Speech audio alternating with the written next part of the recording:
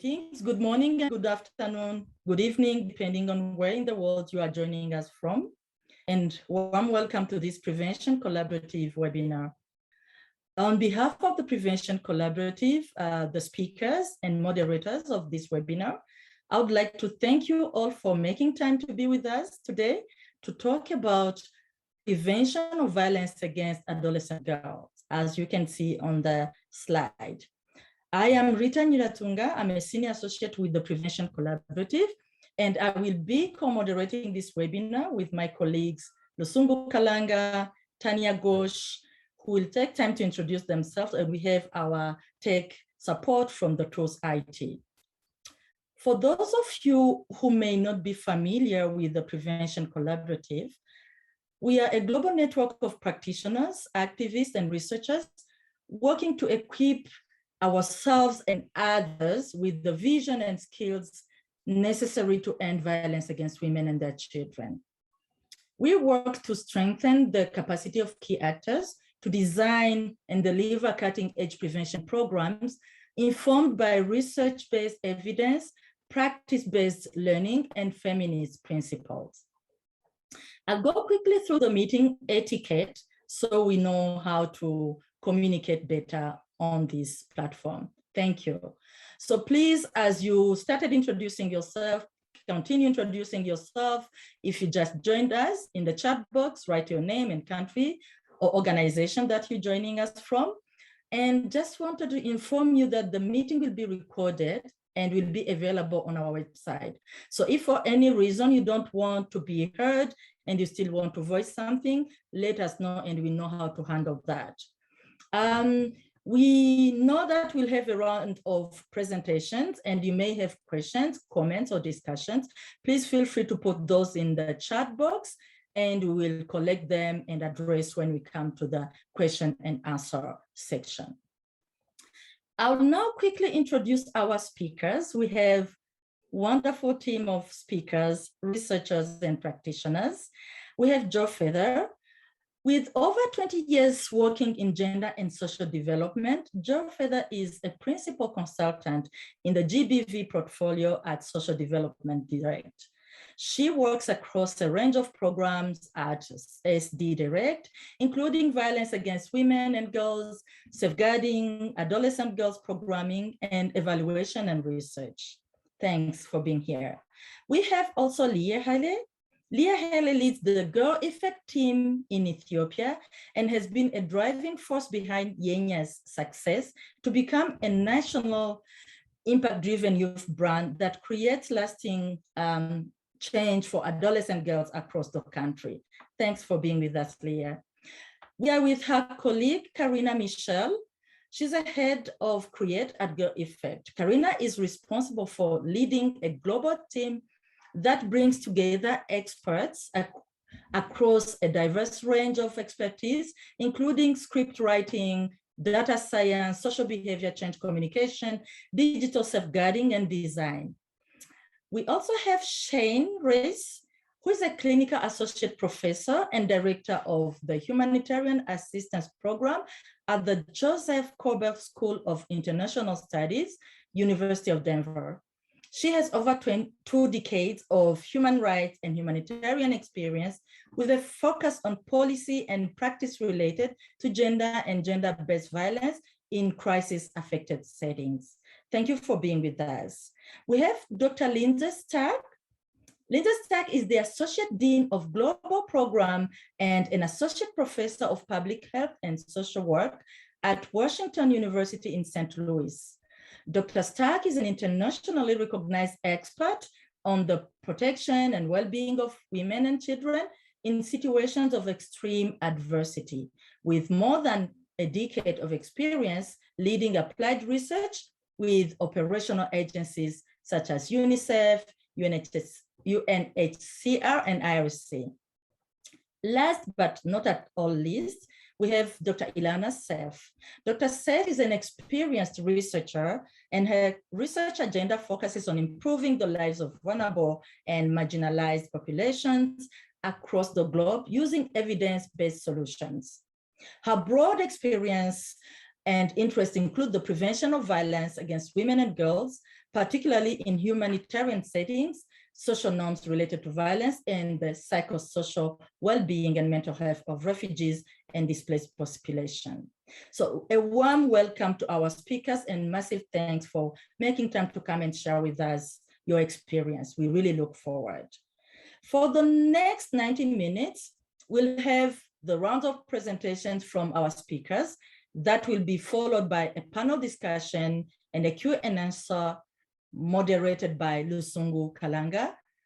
And we welcome your comments, your questions, and we really look forward to engaging more when it comes to the question and answer. So without any further delay, I will hand over to you, Lusungu, to take us through the main part of this webinar. Thank you all.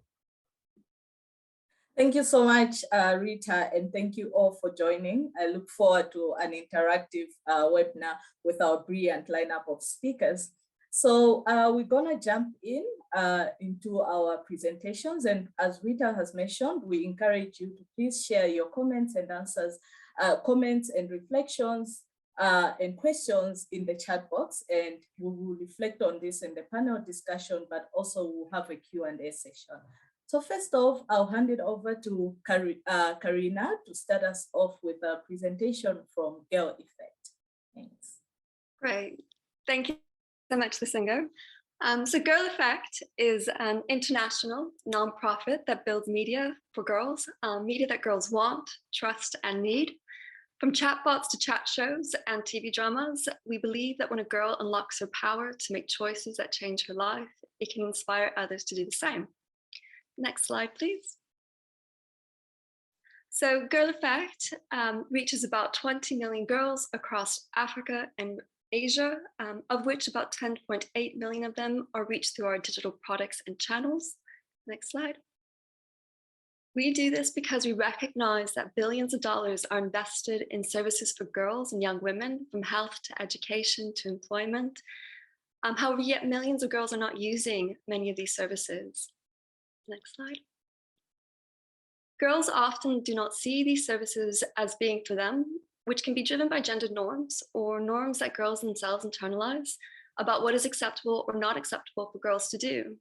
And that's where we really see ourselves as Girl Effect coming in. Next slide. We believe that every girl with access to the critical information that she needs, as well as the connections to the services that when she needs them, has the potential to be a powerful force for change in her community. Next slide. And the way in which we spark this change is through our youth brands. We create brands with and for girls, from our brand in Rwanda called Liya, Yenya in Ethiopia, Chaja in India, to Jabebe in Tanzania, or Springster, our global mobile brand. Next slide. Our brands are driven by innovation, where we try to leverage technologies whenever appropriate to scale and accelerate or deepen our understanding of our work, such as our AI-powered chatbot in South Africa called Big Sis.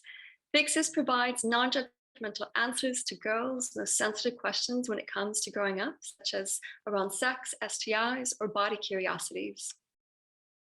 Next slide. And just like that example of Big Sis, we work across the most critical issues in her life so that she can make informed decisions when it comes to her body and health, education, and the skills to earn a living. All of this work is underpinned by our theory of change and theory of action, where we start with the authentic insights from girls, and these insights go on to shape the products, channels, content that we develop. And this content is designed to inspire and equip girls to take action, such as uptake of a new health service. And when we see more and more girls perform these types of actions or behaviors, over time, we hope to see social norms shift.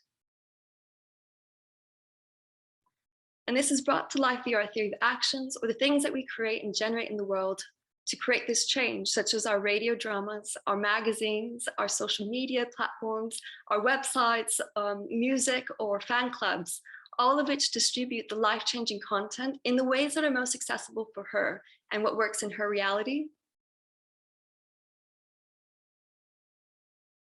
And we are starting to see and starting to generate evidence of this work positively affecting girls. We will be sharing this presentation, so I won't go into details on the slide, but rather I'd like to hand over to Liya, our country lead in Ethiopia, who's going to give an example of this work in action. So Liya, over to you. Thank you, Karina. So I lead our work in Girl Effect Ethiopia, and Yenya is our brand. Yenya encourages positive change for girls in Ethiopia. We tackle real life challenges through storytelling and role modeling. And it's all done through the same approach that Karina just went through, starting from insight, building it with girls, and then creating content, co-creating content, testing it, and then finally getting it to the girls. Next slide, please. So what do we currently have within Yenya in terms of products? We have the TV drama, which has been running for the past 4 seasons. We're currently in the process of creating the 5th season. It's the first ever teen television drama in Ethiopia. This is the first time teenagers are seeing themselves on TV, kids with uniforms, which is in its own a kind of a representation that didn't used to exist. We have music as part of the content. Music is a big part of the Ethiopian culture, and so we use it to reinforce some of the messaging that we have within the dramas. We also create specific campaigns around specific topics. So most recently, we did a campaign with UNICEF, 1-minute PSAs for 20 weeks in 3 different languages, aired on TV, radio. We addressed topics like messaging around nutrition, COVID-19 prevention, menstrual hygiene management, and mental health during COVID. Last but not least is our rural school program, where for kids that can't be reached through our TV drama, we bring the TV series to them, guided through a curriculum guide where they have discussions around the topics that are addressed within the actual episodes. Next slides, please. So the kinds of topics that we've dealt with include violence, gender-based violence, both in the home and also in the school setting within adolescents. We've dealt with open communication around multiple topics between adolescents and their parents or trusted adults. We've talked about resilience, problem solving.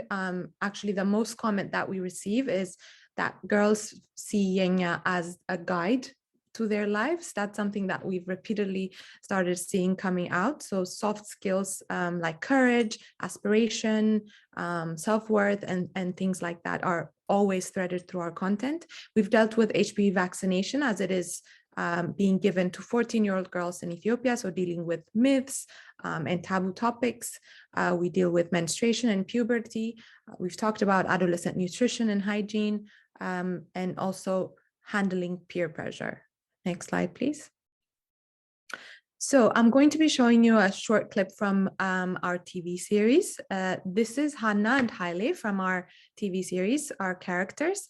And Hannah and Haile, the way even the characters were created is after a lot of research and a lot of kind of insight around what the difference between a brother and a sister in the same household looks like. So it gives us the opportunity to show very practically how girls are burdened with a lot more than boys, and in what ways we can support them. So it's a bit of role modeling as well as a bit of kind of showing what the issues are for everyone. So what we have in this next scene is Hannah has threatened Haile that she will tell his crush that he has a crush on her unless he shares half of her chores. Now, Haile asked for a list of her daily chores, and she has given it to him, and he's now kind of reviewing it and deciding if he's going to actually take it on. So let's watch.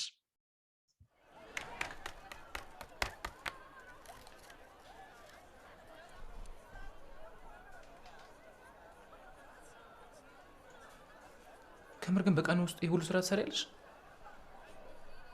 ከምር ነው?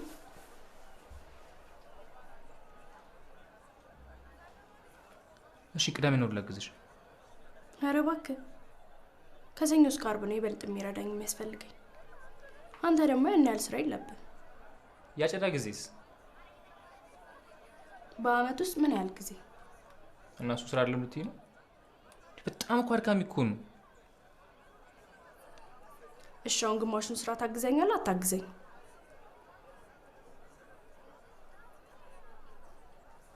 ትንሽ ላስብበት። የፈለግከውን ያክል ጊዜ ማሰብ ትችላለህ።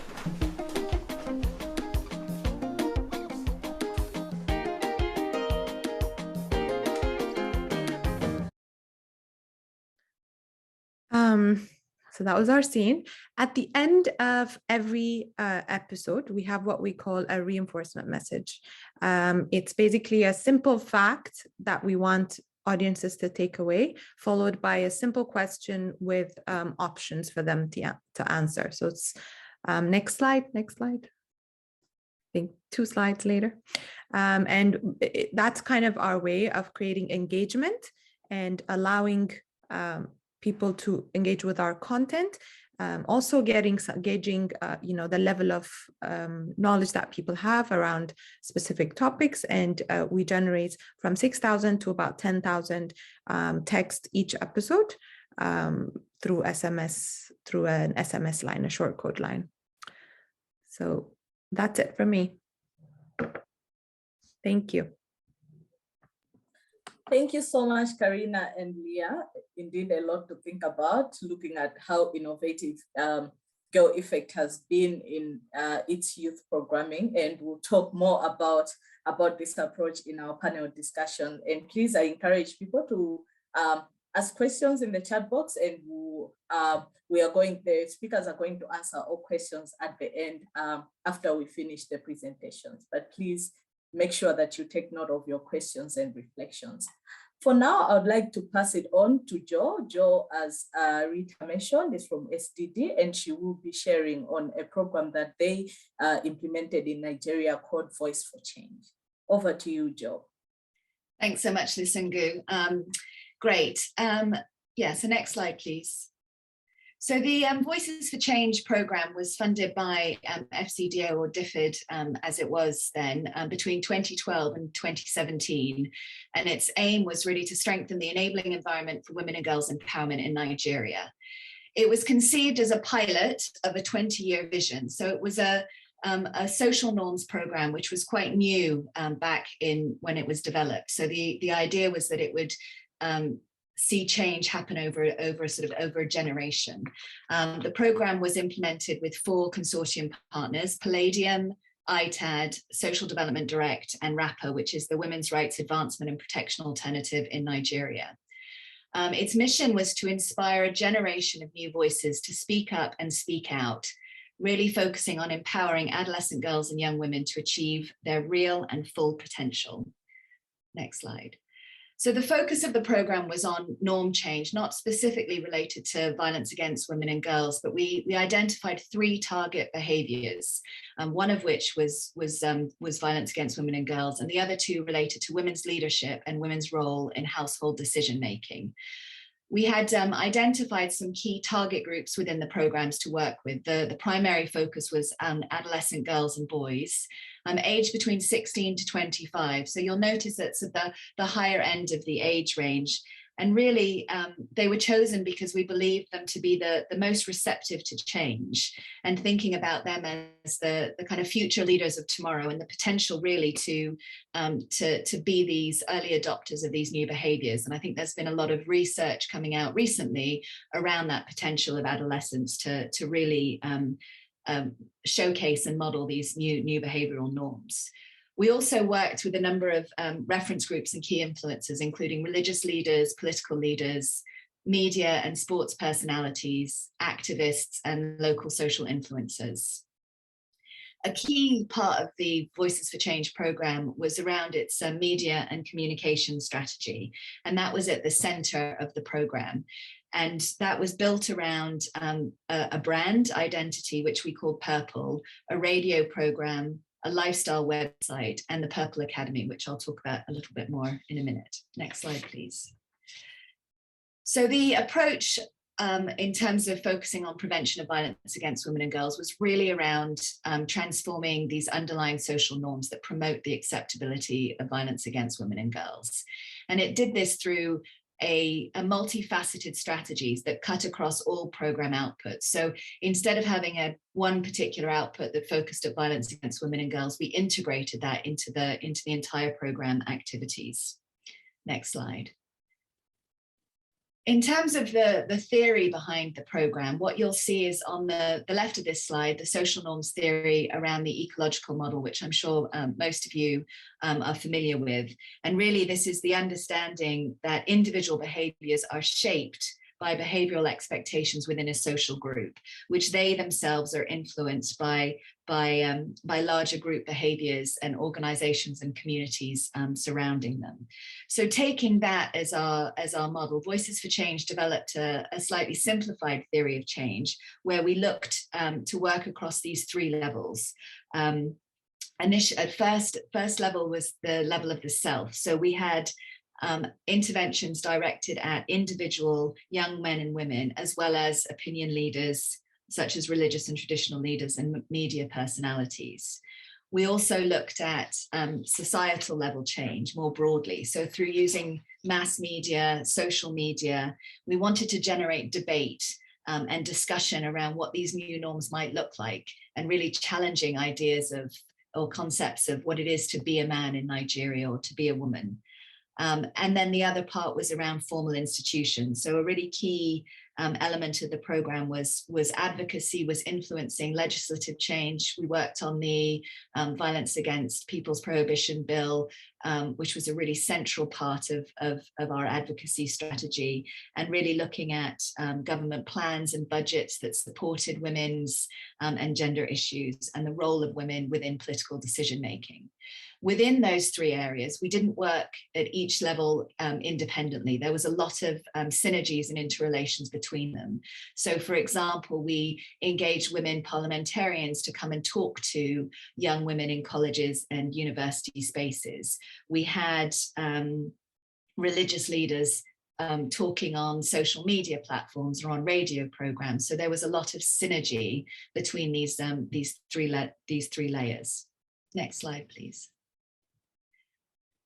So thinking about the specific approach that we took to violence against women and girls. So obviously the social norms was a really key element, and it was led by our communication and brand identity, working across the ecological model, as I've said. We worked with a number of key strategic partners in that work, both within, thinking about our reference groups and our influential leaders, but also the partners within the media space and the branding platform. We also look to build a movement for change. So really trying to galvanize these young men and women, but also the religious and traditional leaders into their own movement to really spearhead the changes that we wanted to see. We had a number of specific interventions that looked at violence against women and girls. And one of that was around our very specific messaging to promote zero tolerance. And this came from a lot of research and listening research and panel studies that confirmed there was fairly widespread intolerance or condemnation of violence across the country. Yet we were still seeing that 2 in 5 women were reporting experiencing violence. So there was clearly this disconnect between a public discourse and a private discourse. And so it wouldn't, messaging around the harm of violence against women and girls wasn't going to work. So we had to have a zero tolerance policy, and our messages really came from that. Under no circumstances is violence acceptable, because obviously there were a lot of examples of people really justifying it in certain cases. Strengthening referral mechanisms was a really important part. So the program was developed as a prevention of violence program. It didn't have a response element. And that, but that actually, as the program continued, there was a realization that we had to strengthen those links with the response side, the links with the referral mechanisms. We also had a really key part of the program was working with men and boys, which I'll talk about. We've lost the slides, so I don't know whether we're getting them back. I can carry on in the interim, but really the next slide is just identifying the program outputs. So we had 5 outputs.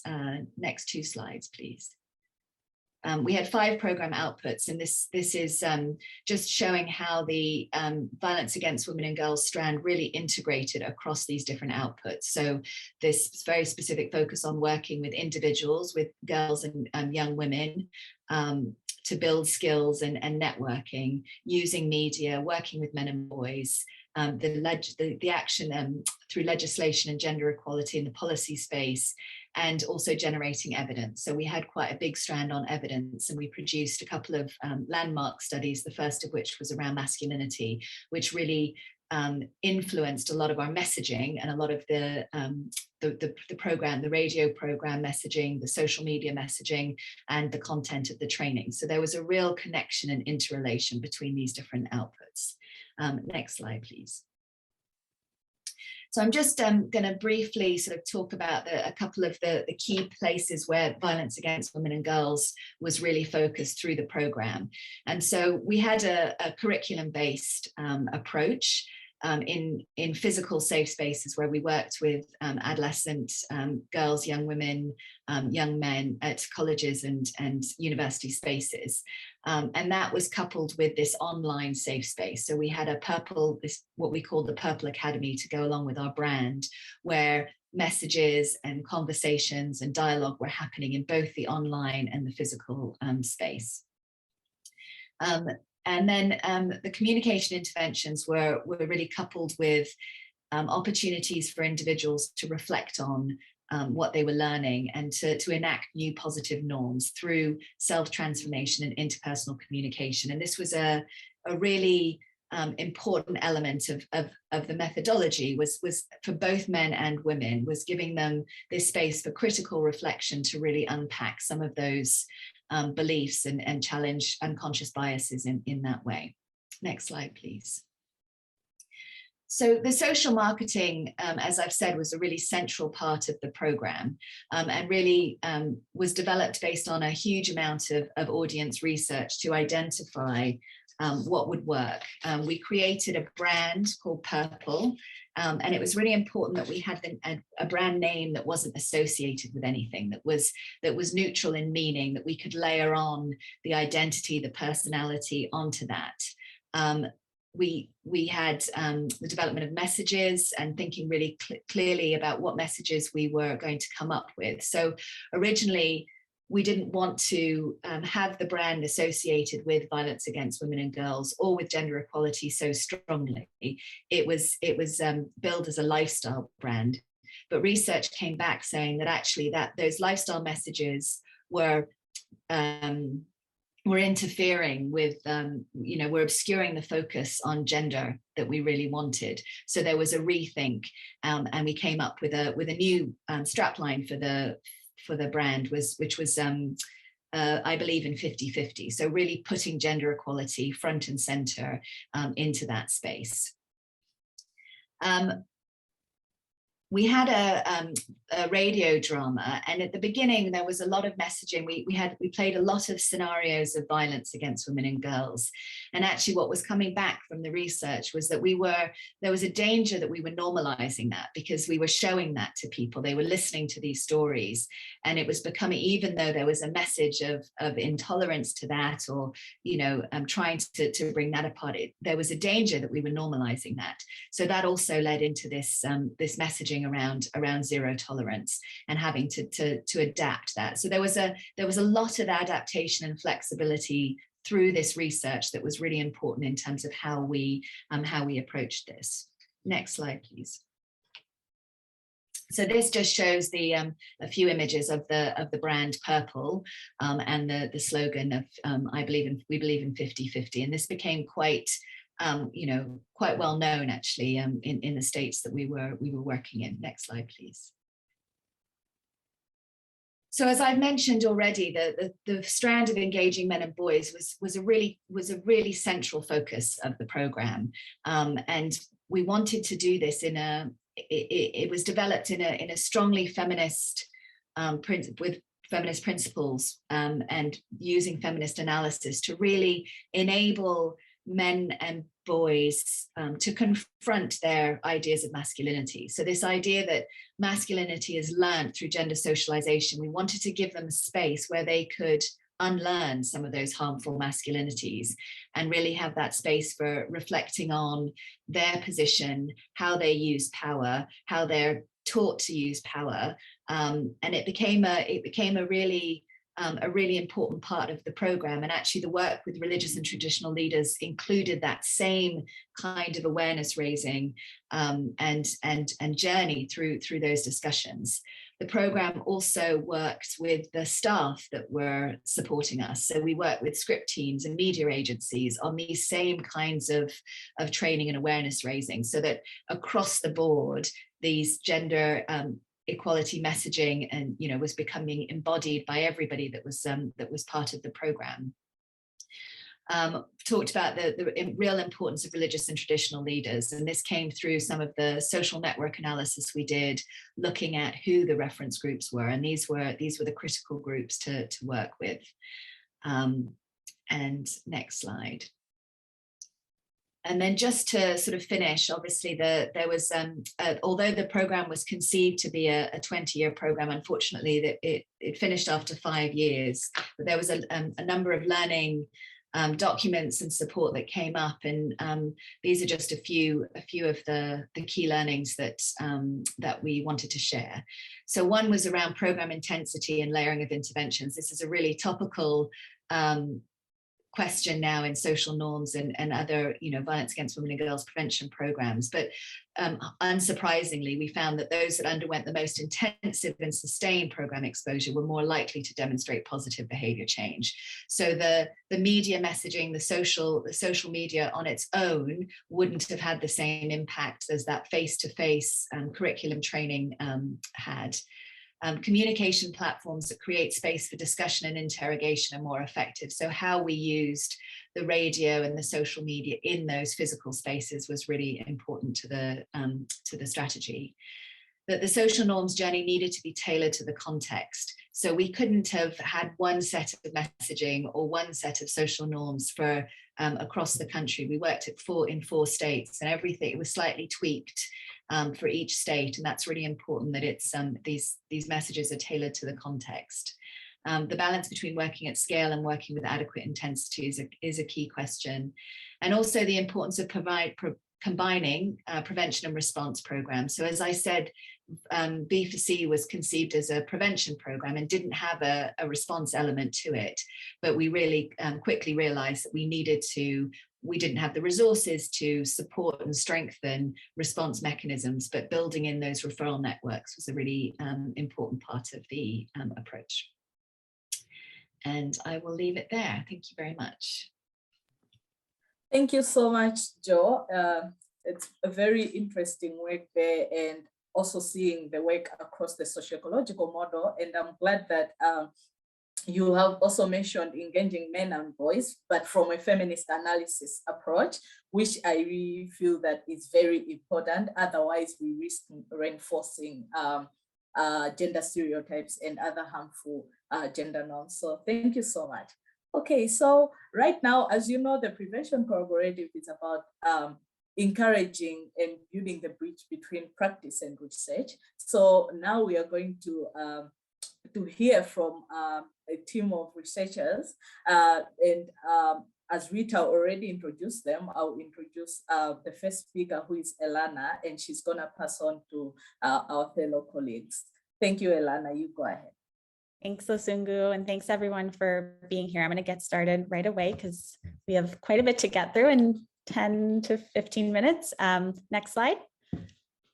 So just a quick look at the agenda, and just a note that we're pulling most of what we'll talk about today from a scoping review that the three of us did that looks at existing evidence around gender-based violence, GBV, against adolescent girls in humanitarian settings specifically. So if you'd like to see more details or more information about the methods that we used, I'll share a link to the article in the chat after this. Next, and next again. So why focus on adolescent girls? So girls in this age group, meaning 10 to 19-year-olds, face unique risks of GBV given their age and gender. So in addition to the risk of GBV that they face as girls or women, they also lack decision-making authority and often access to services. And importantly, while there is standardized GBV guidance or guidance for GBV in humanitarian settings, it doesn't always focus specifically on adolescent girls the way it does for other groups, like those for disabilities or indigenous populations, for example. And adolescent girls often fall through the cracks of humanitarian programming, especially when it comes to gender-based violence. So they often get left out of GBV programming focused on adult women, and then child-focused programming may be inaccessible for girls in some cultural contexts, depending on where they are in the life course. Gender-based violence is consistently underfunded, regardless of setting, but this is even more true in humanitarian settings where there's already a general shortage of funding. A recent study actually found that only 0.12% of all humanitarian funding granted from 2016 to 2018 was directed towards violence against women and girls programming. And this is, difficult because it forces the sector into the position of either having to withhold services from women and girls to ensure adequate funding for research and learning, or to implement programming that is not evidence-based. Next. So importantly, the threat of gender-based violence for women and girls, which is already substantial at the global level, is really elevated in humanitarian contexts, which I'll share a slide on more in a bit. A lot of the determinants of GBV are really exacerbated in these settings. So, there is a wide body of literature on the prevalence of gender-based violence risks for girls globally, but fewer studies exist relating to girls in humanitarian settings specifically. Among the studies that do exist, we know that child marriage, domestic violence, sexual violence are all among the most prevalent forms of gender-based violence against adolescent girls. The majority of the studies that do exist come from humanitarian settings in sub-Saharan Africa, suggest that about approximately 40% of female adolescents have experienced IPV. And one of our own studies actually found that girls as young as 10 are experiencing these types of violence. More than 25% of adolescent girls have experienced non-partner violence, and up to a third of adolescent girls in humanitarian settings report that their first sexual encounter was forced. And of course, child marriage is elevated. Some studies from Pakistan and Lebanon estimate that it's 50% for adolescent girls affected by emergencies. And these risks are elevated both during active conflict and after the conflict has subsided. So for example, former female child soldiers may face increased risk of sexual assault after they've returned home. Next slide. So in the interest of time, I'm not going to go over all of these factors. And again, this figure is in the paper, but one of the things our review does is offer an ecological framework for gender-based violence risks that include both new and exacerbated factors or risks in humanitarian settings. So this can really help researchers, policymakers, and practitioners to understand the various factors that might engender gender-based violence at the individual, relational, community, and society levels. Next.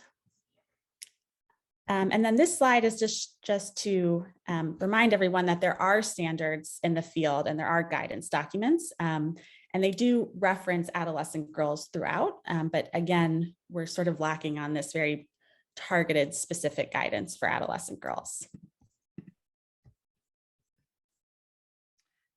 Great, so I'm going to take over at this point and give you a sneak peek at our main finding.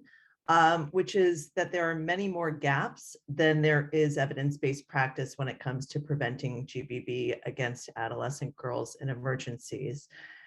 The good news here is that that means that there is a lot of room for growth for those of you who are embarking on research and practice careers in this area.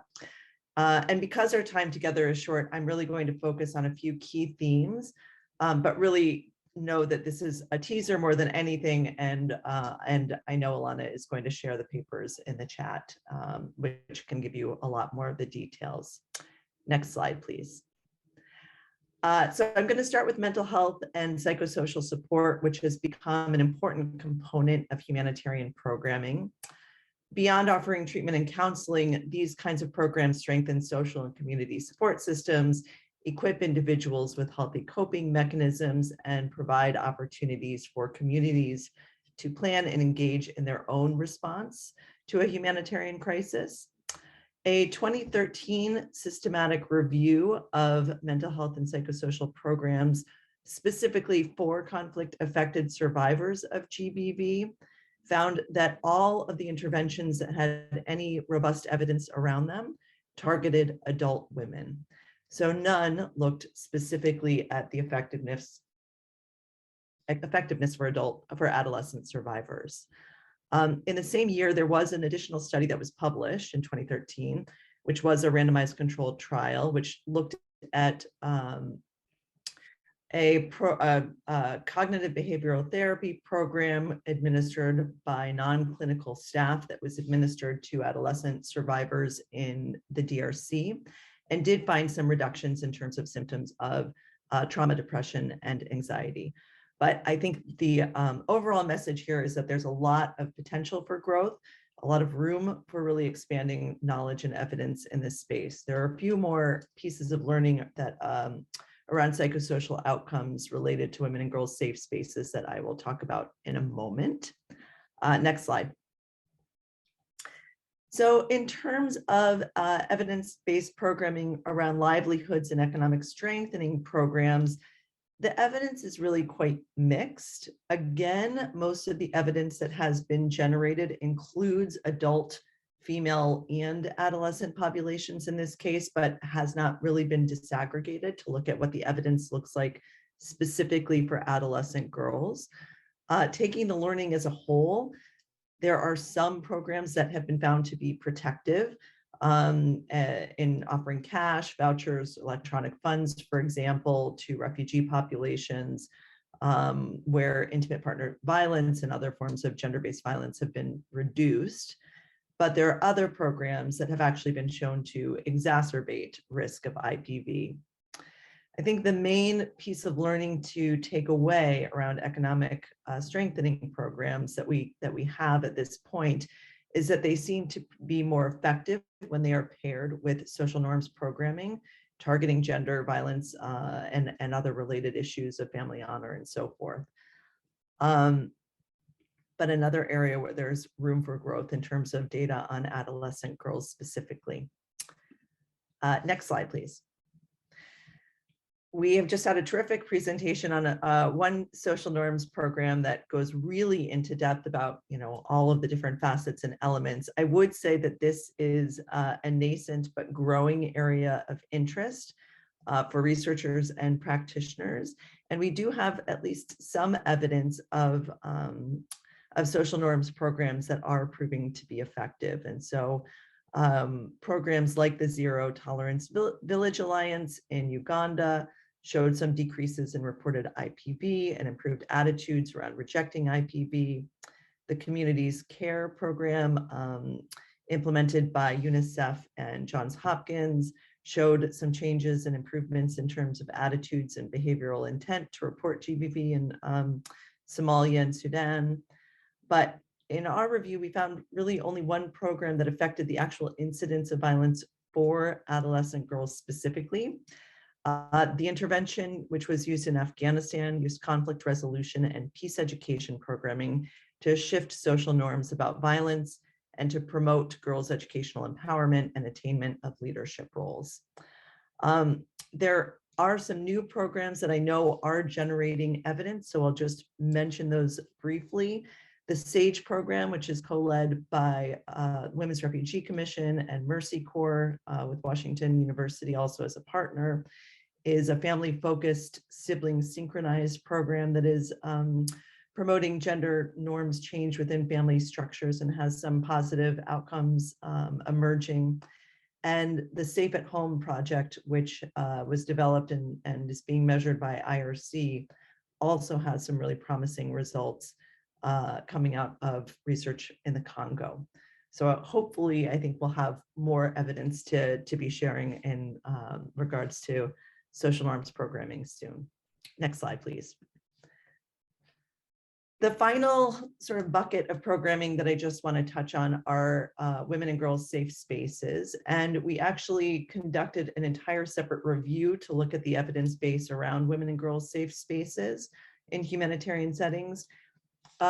What's interesting about our findings from this review is that it is actually a bit different from the other core thematic program areas that I just presented, in that the 7 studies identified actually all focused on adolescent girls as opposed to adult women populations. So here we actually have much more data and evidence around what women and girls safe spaces are doing to promote well-being for adolescent girls.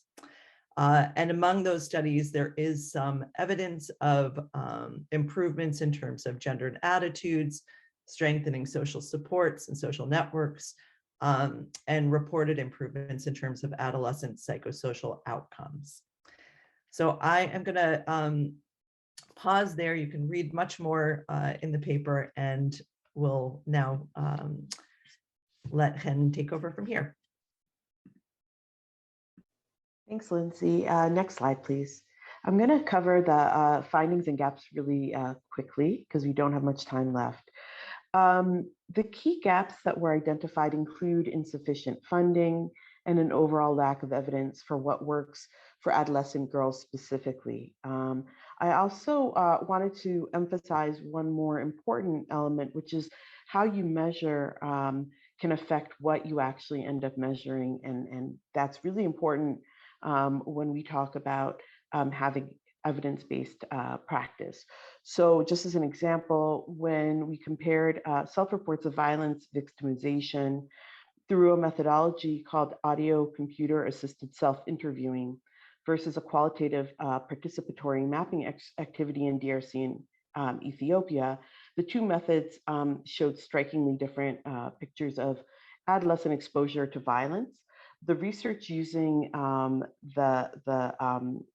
self-interviewing found that most of the violence was perpetrated by family members and intimate partners. However, when we looked at the group-based activity, it focused on violence perpetrated by strangers or those outside of intimate partnerships in the household. And that's likely because this narrative may be more socially acceptable when you're talking about things like violence within a group. Next slide, please. So to address the gaps, it's really important to have cross-sectoral, multi-level responses focused on adolescent girls to support life-saving prevention and response programming. This should include adolescent girls' voices and participation at all stages. We also really need to have evaluation and the sharing of findings within organizations, between organizations, and programs. This should be funded and prioritized. I also want to note that it's really important to keep in mind that because of the sensitive nature of this work and because of the particular vulnerabilities that adolescent girls face, it's especially critical to do this work ethically. We have more information about this in the paper. Next slide, please. So what does this mean for prevention programming? So I think a real key take home here is that programs have to be built for and with girls, right? Adolescent girls must be involved in the design and implementation of programming. Organizations have to work to make sure that these programs are evaluated appropriately so that we actually can build this evidence base.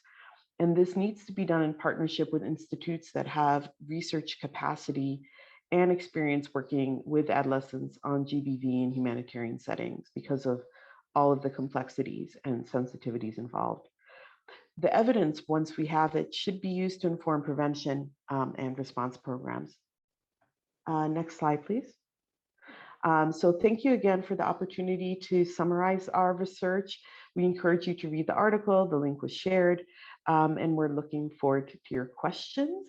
The next slide just has some resources and interagency guidance about GBV and emergencies. So for those of you interested in learning more, please go ahead and check those out as well.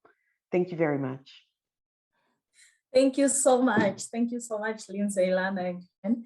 I know that you've had to compress a lot, and I would like to encourage everyone to please go read the paper. It's very interesting, and there are a lot of lessons. We have a couple of questions from the audience, but maybe a few minutes to just interact a bit. So please feel free to continue to write the messages in the chat box. But I just have, for the sake of time, I think we can just discuss 1 to 2 to 3 questions with everyone. Yeah, so firstly, I'm very interested in the work of Girl Effect and Voices for a Change, and I see that there was a lot of investment in the communication strategy and especially the media bit. For example, Girl Effect in the different countries that you've been in, you've created different brands like Yenya in Malawi, Zatu, and then Voices for a Change, there was also a sharing about the Purple brand. I wanted to reflect with you to share more on the importance of this kind of central focus of a communications approach or media approach to adolescent programming in terms of its impact and investment. May you share more on that? So maybe we can start with Karina or Liya, and then Joe. Yeah, sure, Lisingu. Yeah, so communication, mass media communication is centered into everything that we do. Sometimes it's not the one thing that's going to unlock the tides change or outcomes or behaviors alone. And we recognize that we do feel it plays a very important role. And Girl Effect, I think it's okay to say that we don't actively program for behavior change when it comes to gender-based violence, because we only work with adolescent girls, and sometimes a lot of this requires us to work with, or to be able to reduce gender-based violence, you have to work with a lot of different people. So in the space of this, we often see ourselves as part of a wider community or consortium or working government partners or other practitioners in the space, and see ourselves as a part of that wider ecosystem of work that would be needed to be able to confront these types of issues. But yes, it's very much part of what we do and what we see our USP and value to offer in that space, focusing on communication. Liya, do you want to add to that? I guess maybe just on the importance of media and how it's a crucial part of, identity when it comes to youth, especially. It's a time of development where they are very much focused in that, and that's what's influencing them the most. It plays a role in kind of changing perceptions, sparking conversations, offering positive role models, normalizing taboo topics. It's what they're surrounded with. So if we saturate that with positive content, then it's something that can highly influence especially the youth. And so that's why it's always been kind of part of our ethos and our program model. And Joe, do you have any? Yeah, I mean, I think the reflections are the same, really. I mean, in Voices for Change, it was, the comms and the media was one part of it, but it was really important that we worked in a kind of multi-component approach and really looked at addressing those, I think, as you said, the wider ecosystem around adolescent girls. So, on its own, it's never going to be enough to change social norms, but as a part of a holistic program, it can be really impactful, especially when you're working with young people. So I think that's, Okay. I think now I'd like to move to Ilana, Lindsay, and Chen in terms of the humanitarian context. You have shared about how there's some evidence that there's very little evidence in this space. So I just wanted to know what are the possible implications of a lack of evidence, and also if you can also just signpost what should donors be looking to fund in this space. Yeah, I mean, I'm sure Ilana has additional things to add, but I'll just start by saying that, one key element, and I believe Ilana introduced the real significant challenges to funding at the beginning of the presentation.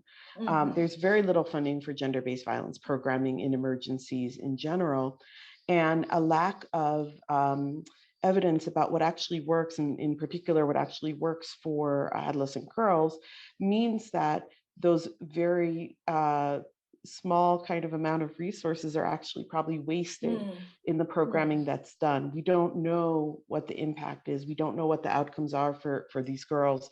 I think it's really important for donors to fund this sort of collaborative work between research institutes and programming agencies, and to help us understand what works, especially when it comes to preventing violence against this population.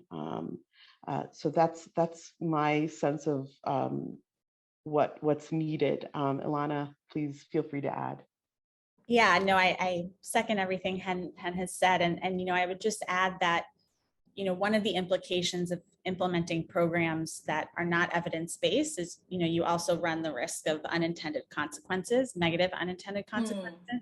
And Lindsay touched on this a bit with the livelihoods programming, but, you know, you often run the risk of causing harm along with good potentially. So if you're, you know, trying to increase young girls' access to livelihoods or, you know, anything around sort of like financial empowerment, economic empowerment, and you don't work with the broader community around norms related to the acceptability of women working, of having their own sources of income, you know, you potentially put them at greater risk for violence in some settings. And so you really have to sort of understand what the evidence is, what types of complementary programming are needed to maximize the positive impact. Yeah. Thank you. I don't know if Lindsay, you have any addition or?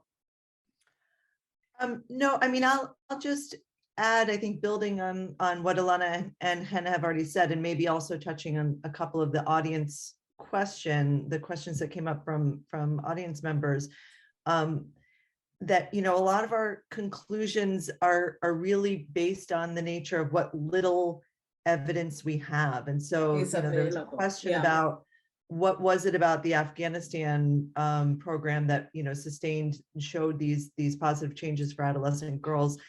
It's not that the community cares or village spotlight, you know, that the other programs didn't have positive findings too, but maybe the funding wasn't enough to have a sample size large enough to disaggregate to say, okay, but what were the findings specifically for adolescent girls?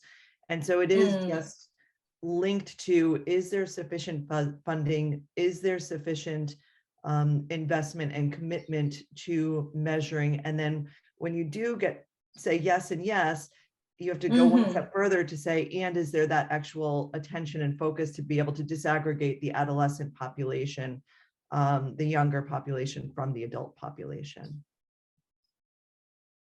Yeah, thank you so much. And I think Hen has mentioned, and Ilana, you also mentioned on issues about negative unintended consequences. And I wanted to explore more on that in terms of especially programming and how innovative the Girl Effect programming and Voices for Change was. I'm interested in knowing about in reflecting more on the issue of unintended consequences, especially that these programs also work with local influencers. They're also working, I think Voices for Change, working with also celebrities. I just wanted to know if, because the programs are successful, right? We can put them in that context. So I wanted to know what has worked for you in terms of working with local influencers and celebrities to do adolescent programming, because as our research colleagues have mentioned, adolescents are in that unique stage where they usually ignored, they usually,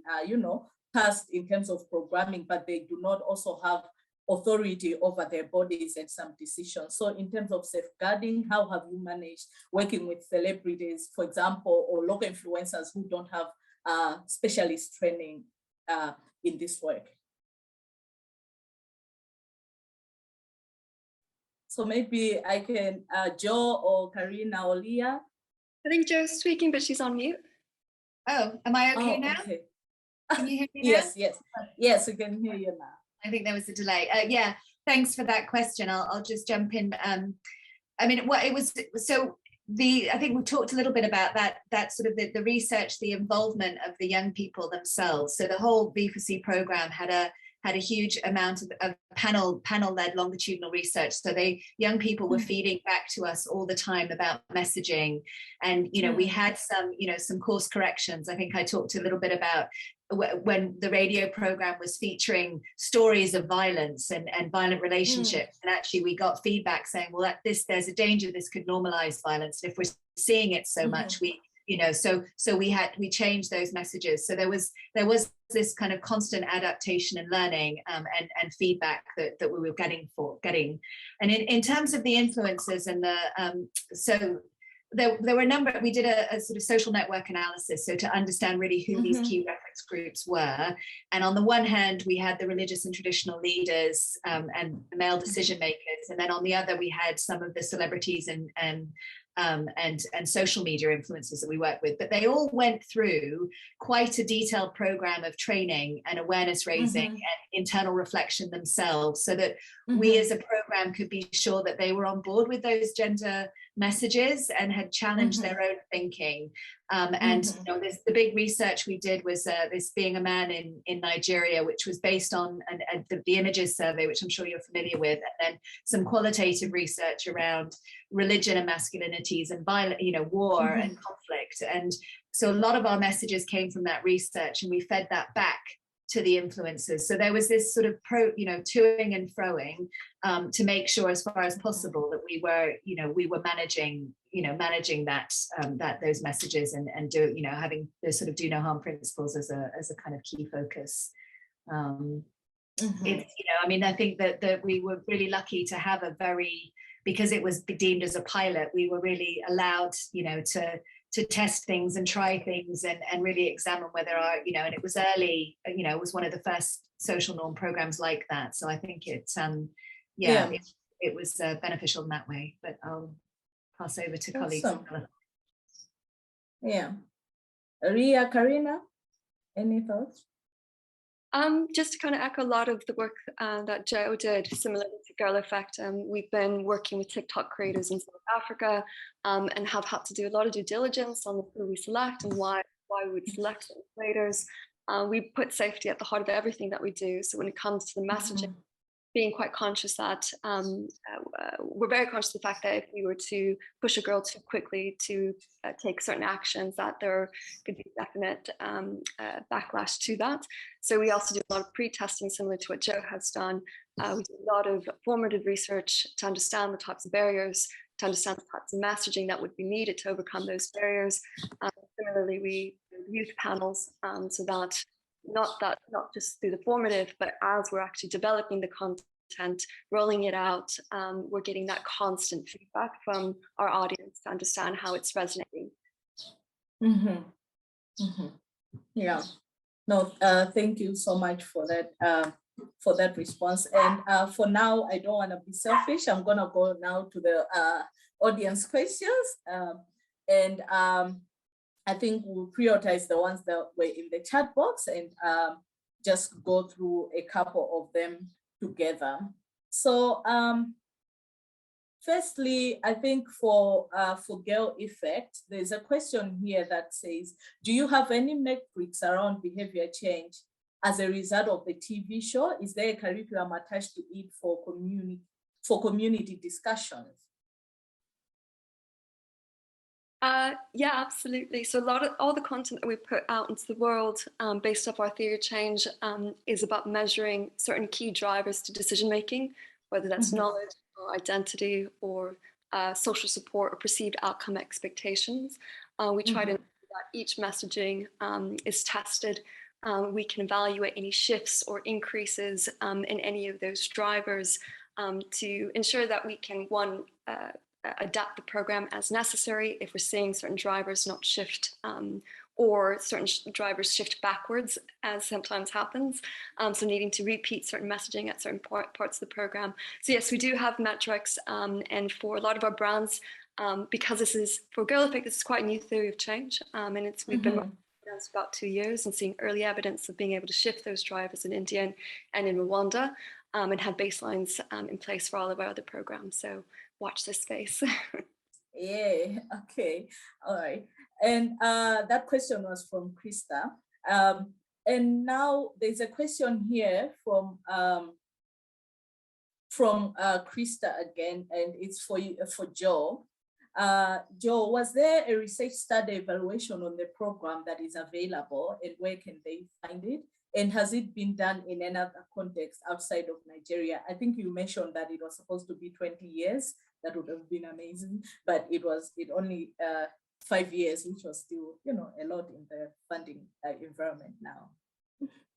Yeah, so thanks, Krista. I put a link to some of the learning products that were produced as part of the program, and they're available on Social Development Direct's website. And there was an evaluation and quite a number of, so ITAD was the monitoring evaluation learning partner. So they also have produced quite a lot of evaluation reports, I think, that are available on their site. In terms of has it been done, I mean, there's so many elements, I think, of Voices for Change that were quite innovative and that have been integrated into other programs. I haven't seen it sort of, you know, taken off the shelf and put anywhere else, but I know certainly from Social Development Direct, a lot of the social norms thinking and some of the, you know, the evaluation and research methods that we've used are being integrated into other programs that, you know, that we've been doing in Malawi and Zimbabwe on prevention of violence against women and girls. And a lot of social norms programming are building on lessons from Girl Effect, from Voices for Change, from the, you know, What Works program. So I think there's a lot of examples of good practice being shared. Yeah, I would say. Yeah. Oh, thank you so much, Lindsay. Joe, sorry. And a question from Kathy to Lindsay. Do you have any lessons to share or implications of tailoring mental health programs like CBT to adolescent girls? She's curious to know what about the DRC programs worked well, since it was particularly evaluated with adolescent girls. It's a great question. I mean, I think from my researcher scientist hat on, I would say, oh my gosh, we have one study showing evidence specifically around psychosocial programming and effects on adolescent girls. That's not enough. And I think we have the tools, we have, you know, a lot of programs up and running. We have donors who are, you know, funding significantly in this area. So, you know, USAID has this huge Herd Initiative project and is funding a lot of learning around mental health and psychosocial well-being. So, you know, I think we need to be careful not to draw too much from one study. The fact that it was, you know, sort of group-based adapted CBT delivered by non-clinical staff, you know, we have similar evidence of this kind of effective programming for adults as well. So it's a really positive sign, but there are plenty of other models, there are plenty of other approaches out there, and we just need to be doing a better job measuring and building up that evidence base so that when we come back and do this again, we don't just have one study showing evidence for adolescent girls, we have, you know, 10 studies at the very least to be able to pull from.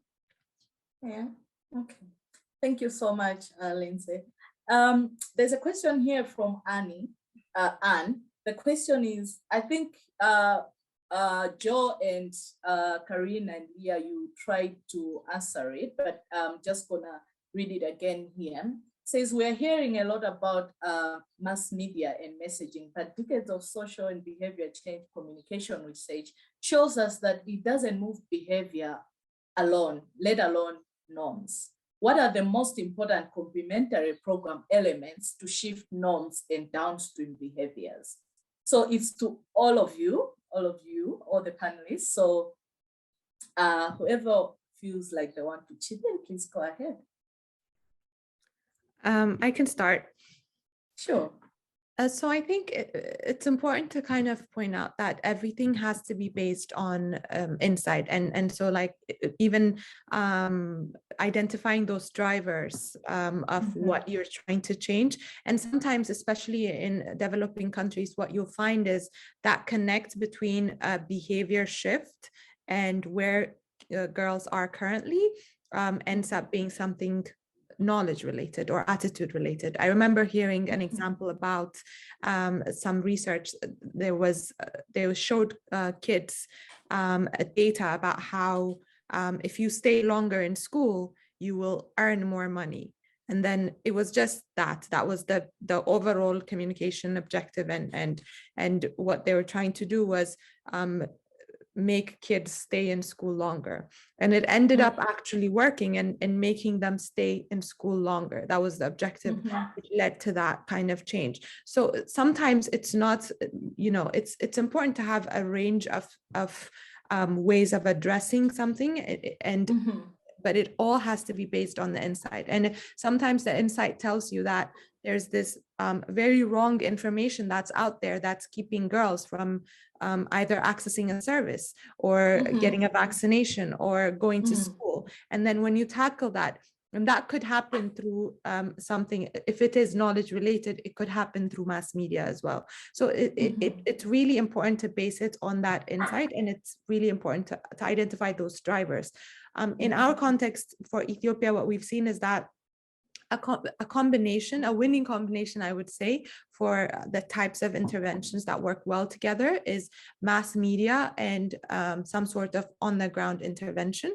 And this, I think, also answers one of the other questions that came up around curriculum development, where we do develop a curriculum which aligns with the mass media content. So what that does is it takes this mass media, if you will, glamorous type of TV series, and it brings it down to what you're trying to disseminate within that setting. So within this safe space, they're able to discuss about specific topics that are taken out of the series that they've seen. So it creates this kind of, at two different levels, at a level of I guess that Joe was mentioning about how depth and scale is important. Those two, that combination is, to me, is I would say the best I've seen. Thank you so much. Any other reflections from the panelists on that question? Okay, none? All right. Okay. Sure. So we're going to move on with the last questions, and these are for Girl Effect. I think I'll just ask them together. There is one that says, how can Girl Effect extend its impact to Uganda? This is from Mariam. Are there any opportunities so that we can work together to extend the impact in Uganda? And from Chipo, it says, I'm curious whether you also have specific activities and messages targeted for young, early years children with disability, etc. I'll go to the first one and then the second one. We're just waiting for that invitation for Uganda. Well, I mean, for Girl Effect, we're always looking for countries to operate in where we think we can, serve real value to the context and to the need there. At the moment, we don't actually have any programming in Uganda. Perhaps in the future we will, with the right partnerships in place. But yeah, maybe in the future we would. Maybe I need to have a conversation with you. But I'm going to hand it to Liya about programming for children with disabilities. Go for it, Liya. All right. And now for the last question, I think for the research team, for Ahen, Ilana, and Musungu, I was going to add to sure, go comment. Ahead. Sorry, go ahead. No worries. No, I was just going to say there was a second part to that question, which was the program for younger children as well. So our target audience is 15 to 25. So the kind of short answer is no to that at this point right now. We're programming for adolescent and youth. But when it comes to disability and inclusion, what we're trying to do is we've now included, just as a first step, and we're nowhere where we need to be, but as a first step, a form of inclusion where we have a new character within our TV series who's differently abled, and it's not even a story about the disability. It's just kind of including it within that realm of high school kids, right? It's not about talking about it, but it's about showing the diversity that exists within these school settings. So at this point, we've started doing things like that, and including visually showing the kind of the struggles that people with different ability go through, as a way of kind of including it within our content. Another thing we're now thinking about is including a sign language on the episodes, because we found that we actually went to a school and we found that we had audiences who are not able to hear but love the show. We went to a school and they knew the characters and they were so excited, and so we were like, we need to do something about this. So that's something that's also in the works. Awesome. Just so you know, Girl Effect Charity is inviting you to Zimbabwe, Liberia, right? What is the possibility? Liberia is inviting you. Kenya is also inviting you. So please, I just want to ask if it's possible for the panelists afterwards to post how people can access your work, or how they can find you. You can share in the chat box. And I just wanted to quickly, before we ask the last question, to ask Ilana, Chen, and Lindsay if you have any more reflections on the Afghanistan question, or Lindsay, I know that you tackled it, you tried to touch on it. Do you have any more reflections on that, or? No, I don't have anything else to add there. I mean, I know there was a question too about taking learning from humanitarian spaces to non-humanitarian spaces. Yes, please. Which I think there's just, there's lots of room for growth and for cross-pollination, I think, between humanitarian and non-humanitarian settings. In general, we always look to non-humanitarian settings to see what the learning has already been, because that tends to be where there is more learning. But I think it would be pretty cool if we actually took something from a humanitarian setting that had some evidence behind it and applied it in another space. So why not? Exactly, yeah. I totally agree with you. We have been trying to do some work with the community's care program, and I know that UNICEF has also been considering taking that to non-humanitarian context. So definitely.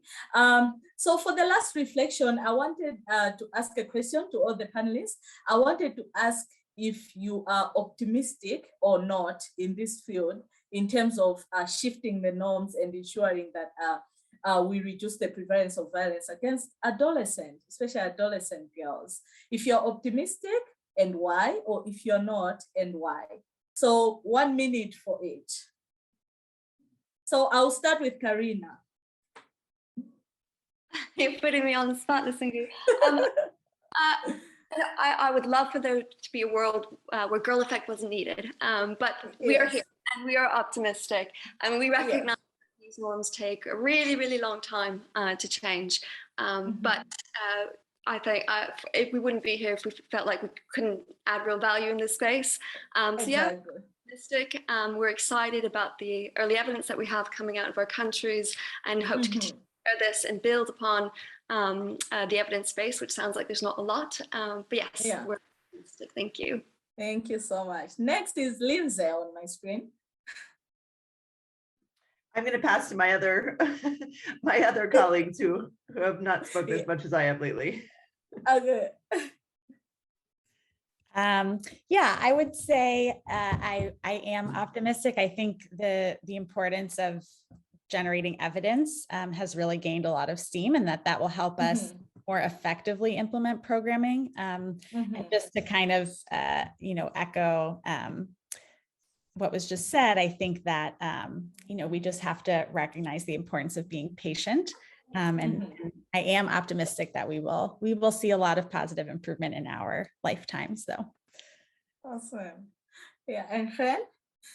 Yeah, so I want to say, I think as all of us who work with or interact with adolescent girls know, they're just amazing. They have so much potential and innovation and creativity, and we can learn so much from them if we just step out of the way and give them the space to engage and teach us, right? And I think that for me, you know, if we can do that, I'm very optimistic. However, obviously, I want to acknowledge that, especially in the humanitarian sector, we've been grappling quite a bit with, you know, legacies that are still very visible of colonialism, racism, sexism. I want to add ageism in there. And so, you know, I think we all need to do the work, as those of us that are not adolescents, to really undo some of these and really pave the way for younger generations to you know, be able to make the difference that needs to be made, right, to create that space. That's my optimism and hope for the future. Exactly. Thank you so much for sharing. Jo? Thanks.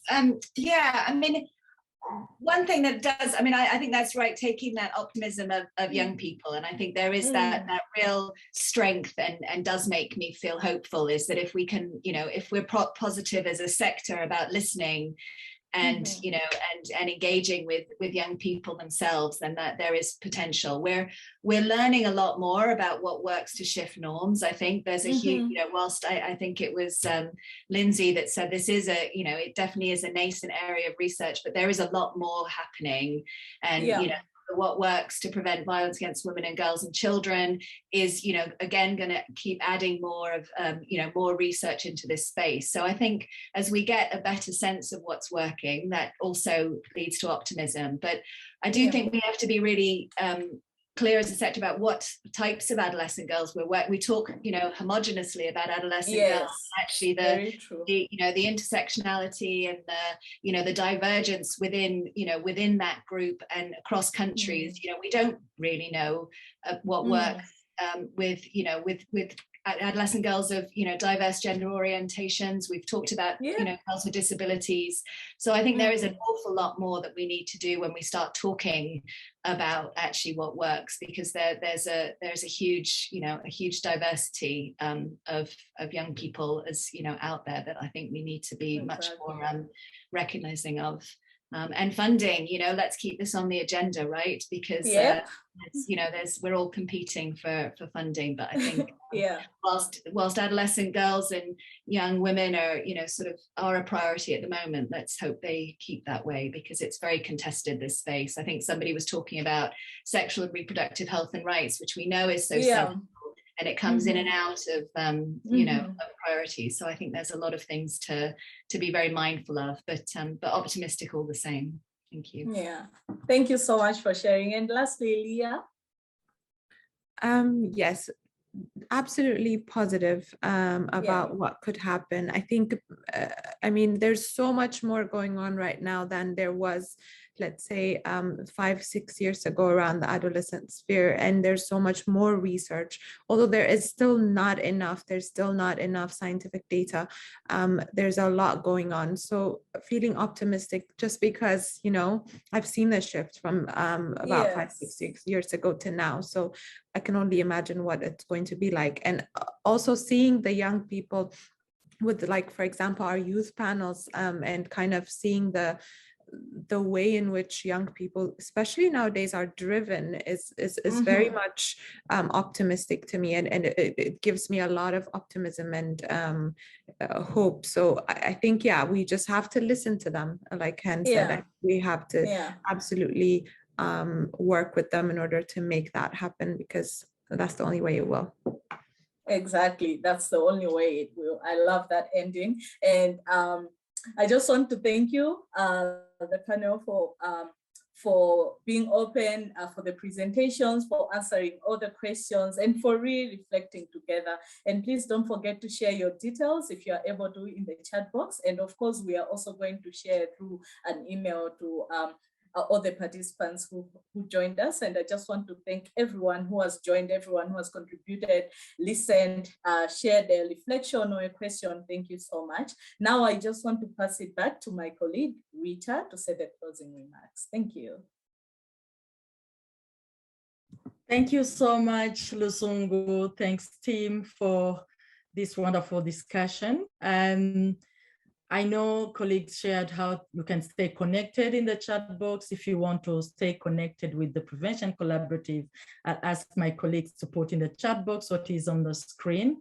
But I just wanted to say on behalf of the Prevention Collaborative, our colleagues here, the speakers today, thank you for your attendance and your engagement in the chat, the questions.